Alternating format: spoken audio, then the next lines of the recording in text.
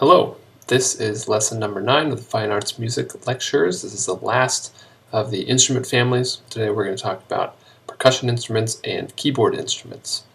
Just a reminder, you should be writing this stuff down in your notebook so you can have it for reference later. So, let's get started. Let's talk about this time. Alright, percussion. What we're going to talk about today is how percussion instruments produce sound. We're going to talk about the difference between pitched and unpitched percussion instruments, and then we're going to talk about keyboard instruments, how they produce sound. Specifically, we're going to talk about the organ, the harpsichord, celesta, and the piano. Just a reminder that there won't be any audio clips on this video because we're going to be listening to a lot of examples in class. This is mostly just pictures and my talking about them and describing them. So, here we go. How percussion instruments generate sound. You generate sound with the percussion instrument by striking an object, the instrument, with a stick, a mallet, a hand, or another instrument. That's basically it. You basically hit something or you shake it. You can hit it with your hand, with a stick, or with another instrument. So there you go. And there are two basic types of percussion instruments that are important for you to know, and those are pitched percussion instruments and unpitched percussion instruments. We're going to talk about a few examples of each. So, sounds generated by striking an object with a stick, mallet, hand, or something else. Alright, first we're going to talk about unpitched percussion instruments. Unpitched. So that means that these particular instruments, such as the snare drum, the bass drum, and the cymbals that you see here, they're notes that only basically make one pitch. Remember that pitch is the highness or lowness of a musical sound. So snare drum, you can only really get one pitch out of it. You can play it louder, you can play it softer, so you can get different dynamics, but you can't get a different pitch out of it, just one. Same thing with the bass drum. You can play it louder, you can play it softer, the different dynamics, but there's only really one note there, one pitch. So that means they're unpitched. I guess a more appropriate name really would be like mono-pitched or one-pitched or something. But anyhow, these are the three sort of most basic examples of unpitched instruments: the snare drum, the bass drum, and cymbals. We'll be listening to them in class. Here's what they look like when people are playing them. So there's the snare drum on the left, the bass drum in the middle, and the crash cymbals. So notice the snare drum is used, sticks are used to play the snare drum. There's little wooden drumsticks. The bass drum, there's a big wooden mallet with a giant felt tip about the size of a baseball or so on the end, because it's such a big bass instrument. And then the crash cymbals are one of the many different kinds of cymbals, but the example here is you crash them together and then they both vibrate. So there you go. Those are some unpitched percussion instruments. Moving on to pitched percussion instruments, as you might have guessed by now. Pitched percussion instruments are those where you can make more than one pitch. So remember, more than one high or low musical sound. And remember, we're not talking about volume because you can play any percussion in a different volume. We're talking about the notes that you can play, high notes or low notes or all the notes in between. Okay, so the three sort of basic types or basic example instruments of pitched percussion here are the timpani, which is that big copper looking kettle drum, the xylophone, which sort of is laid out in the like a keyboard, which we'll talk about in a minute, with wooden bars, and then the glockenspiel, which is little metal bars, basically. Very similar to the xylophone, only it's made out of metal instead of wood. So the timpani there, like it says on the screen here, they're also called kettle drums. They normally come in fours, and then they are in different sizes: 23 inches, 26 inches, 29 inches, and 32 inches, if I remember correctly. And you hit those with mallets, wooden mallets with a felt tip, or sometimes with a wooden tip, actually. And then xylophone, like I said, are wooden bars laid out in a keyboard. That means you can play all the different notes, and then the glockenspiel is sort of the same thing as the xylophone, only it has metal bars. The way that the pitch changes on a timpani is not only that you have 4 different sized drums that are going to get different sounds, but you can see at the very bottom right there of the our drawing, notice that there's a pedal, and the timpanist, which is what you call someone who plays the timpani, a timpanist, adjusts that pedal, and that can change the pitch from a higher to a lower sound. So on each drum you can get a whole bunch of different notes. It's a pretty cool sound, and we'll listen to these in class just like the others. So here's an example of someone playing the timpani. You can see as the wooden mallets there are 4 drums, and if you look really closely you can even see the pedals. His left foot there is resting on one of the timpani pedals to change the pitch. And then right down here are some examples of people playing xylophone with wooden mallets that have little yarn tips on them, yarn heads I should say. So there you go. That's pitched and unpitched percussion instruments. Now on to the keyboard family, which is the last of our instrument families we're going to talk about in these lectures. And there is an example of what a sort of basic keyboard looks like. So let's talk about how those things make sound. Keyboard instruments generate sounds in various means. There's not one sort of generic one that we can talk about for all keyboard instruments because they're all so unique. But the thing that is common about them is that they're all controlled by the depressing of keys on a keyboard. So the sound is controlled by pressing down little keys with your hand. So there you go. And remember, we're not talking about a computer keyboard here where you're typing something out, but of course something that looks more like a piano keyboard or something like that. So the first of the keyboard instruments we're going to talk about here is the pipe organ.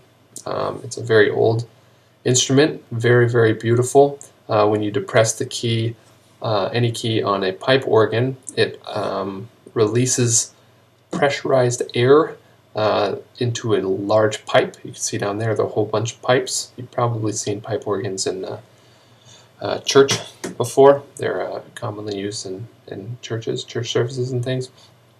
So anyways, when the air rushes into that pipe, it causes the pipe to vibrate, and that's what makes the sound. You can create all kinds of a huge range of different sounds depending on the different kind of pipes, the different size, and then little pads and other things that can dampen the pipes and give them slightly different timbres. Those are called stops. You can pull the little stops on an organ console. So there you go. The organ has all kinds of different keyboards. Here's just an example of what a console, pipe organ console. Console just means it's the place where you sit and play.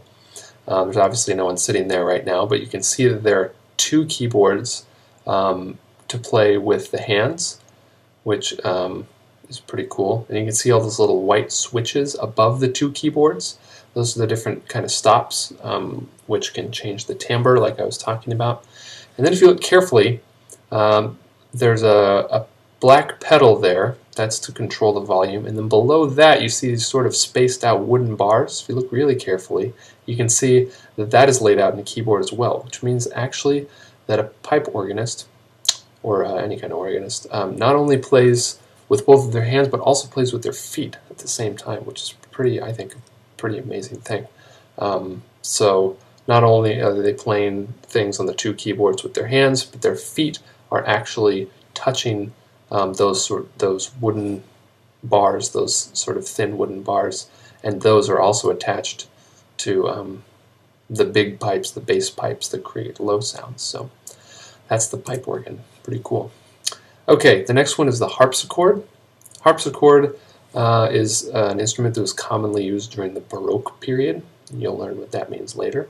And what it is, it looks sort of like the piano, but it's a little bit older. It has strings. It's in sort of a box similar to the way that a piano is laid out, only the sound is produced by when you press the key, it pulls on each string. So there are different kinds of strings, one for each note, and then when you press the key, it basically plucks the string, it pulls it just a little bit and plucks it. So it has kind of a bright, jangly sound, a very distinct timbre, and the thing that's unfortunate about the harpsichord is it does not, because it plucks the string, the way that they're designed, you can't really get changes in volume very much, so there's not a lot of nuance with the harpsichord, at least not as much as there might be with like the piano, for example.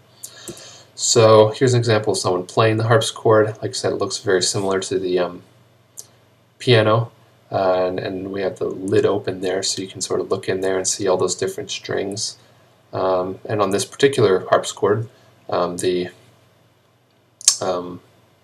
keys that are usually white are black, and then the keys that are usually black are white. That's just a sort of stylistic choice by the maker of the harpsichord. So there you go. That's the harpsichord. On to the piano, probably the most common of the keyboard instruments, the most easily recognized. It was invented in Italy around 1700.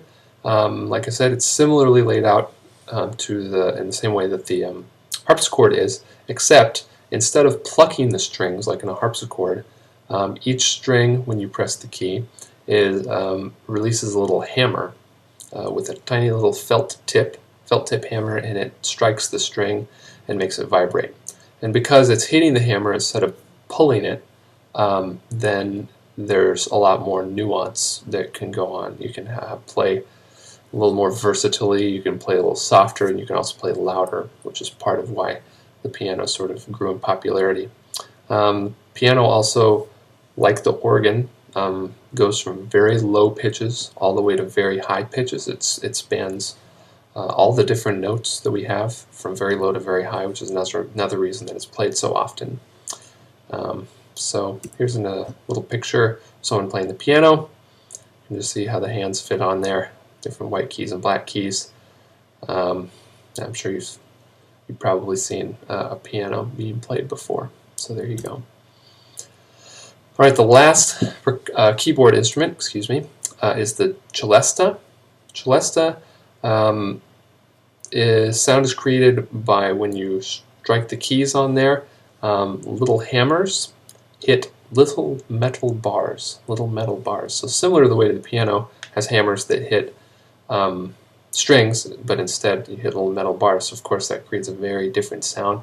As you can see, it looks very much like a piano, but if you look inside one, you can see that there are the little hammers and then the little metal bars. These ones are brass, I think, or something like that, some sort of metal.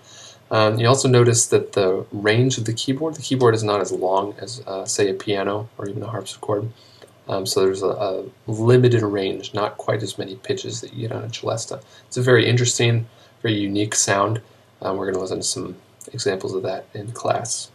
So that is it. Today we talked about percussion instruments, how they produce sound. We gave you some examples of pitched percussion instruments and unpitched percussion instruments. And then we talked about how keyboard instruments produce sound, which is the thing in common is they all have a keyboard, obviously. And then we talked about the organ, the harpsichord, the celesta, and then the piano. So that is it for now. That is the last of our instrument family lectures. Next, when I see you next in this setting, we'll be talking about rhythm. So see you next time.